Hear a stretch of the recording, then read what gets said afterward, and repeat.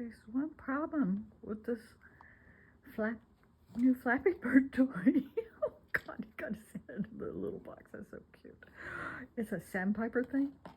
And Revus can't wait for it to be charged up. It's still charging. It takes 1 to 2 hours to charge up. The light's still red.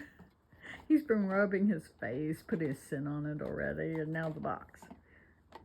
It has a catnip pouch in it, so maybe some of the catnip smell is in the box. It's so cute though. I can't wait for it to be charged up so I can put it on the floor. It's motion activated. If they touch it, it flaps and chirps. So cute.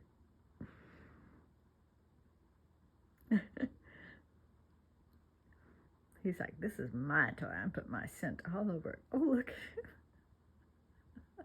He's biting on it. Okay, bye.